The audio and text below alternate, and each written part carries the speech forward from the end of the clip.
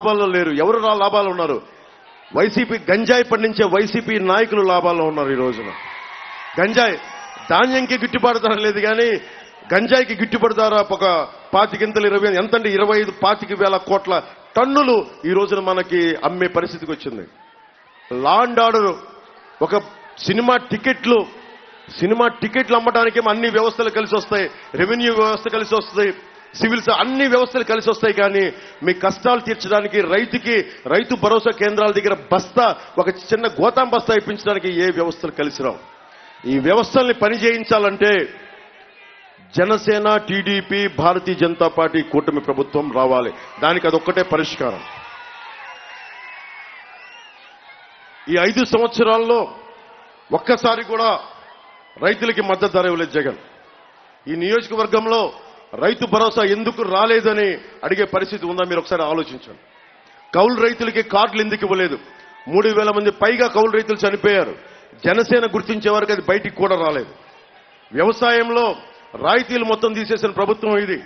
ట్రాక్టర్లు, చిన్నపాటి పనిముట్లు ఒకప్పుడు సబ్సిడీలు దొరికాయి, ఈ రోజున అవేమీ ఇవ్వని పరిస్థితి. ఎందుకు ఇవ్వట్లేదని అడిగితే బూతులు, దౌర్జన్యాలు తప్ప మంచిగా సమాధానం చెప్పే పరిస్థితి లేదు. 2020లో ఒక్క నివర్ తుఫాన్కి 17 లక్షల ఎకరాల్లో పంటల నష్టం జరిగాయి. 20లో 37,000 ఎకరాల్లో పంట నష్టం జరిగింది. ఎకరానికి కనీసం 25,000 నష్టం వేసినా 9,250 కోట్ల రూపాయలు రైతులు నష్టపోయారు. కుటుంబాలు చితికిపోయినాయి. ఆ కుటుంబాలకి భరోసాగా ఉండటానికే నేనేం సరదాగా ఈ అలయన్స్ పెట్ల.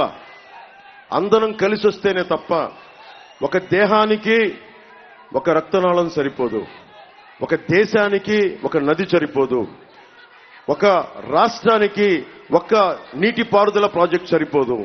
ఇన్ని ప్రాజెక్టులు కలిస్తేనే అన్ని రైతాంగానికి అండగా ఎలా ఉంటుందో, ఇంతమంది నాయకులు, ఇన్ని పార్టీలు కలిస్తే తప్ప 5 కోట్ల మంది జనాభా సమస్యలకి పరిష్కారం వెతకలేం. ఓటు చీలకూడదు, అందరం కలిసి రావాలి.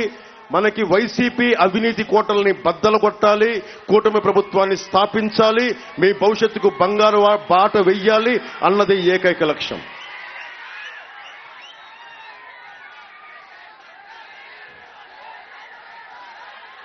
తెలంగాణలో ఒకప్పుడు వరి లేని తెలంగాణ రాష్ట్రంలో వరి సాగు పెరుగుతూ ఉంటే ఆంధ్రాకి అన్నపూర్ణ అయిన మన ఆంధ్ర ఒకప్పుడు మనకి మన వరికి ఇది అన్నపూర్ణ అంటాం మనం, ముఖ్యంగా మన గోదావరి జిల్లాలని. అలాంటి జిల్లాల్లో ఈ రోజున వరి సాగు తగ్గిపోయిన పరిస్థితి. దాదాపు 46 లక్షల ఎకరాల్లోనే సాగింది, ఒకప్పుడు 58 లక్షలు. దానివల్ల 12 లక్షల ఎకరాల్లో మనకి దిగుబడి లేదు. క్రాప్ హాలిడే, హరీష్ గారు పక్కనే ఉన్నారు, కోనసీమ రైతాంగం క్రాప్ హాలిడే ప్రకటించింది. క్రాప్ హాలిడే ప్రకటించడం ఏంటి? మేము మద్దతు ధర లేదు, మేము చచ్చిపోతున్నామని రైతాంగం నిరసన తెలియజేయడం, స్ట్రైక్, లాకౌట్ లాగా. సో దీనికి పరిష్కారం ఏంటి? వైఎస్ జగన్ కి, వైసీపీకి పొలిటికల్ హాలిడే ప్రకటించడం అదొకటే పరిష్కారం. పొలిటికల్ హాలిడే ప్రకటించడం అంటే ఇక్కడి నుంచి తీసుకెళ్లి తన్ని తగలేయటం. వారిని, నా కోరిక ఏంటంటే ప్రతిపక్షంలో కూడా ఉండకూడదు, అంత బలమైన మెజారిటీ ఇవ్వండి ఒక్కొక్కరికి. ప్రతిపక్షానికి కూడా అర్హత లేదు వాళ్ళకి.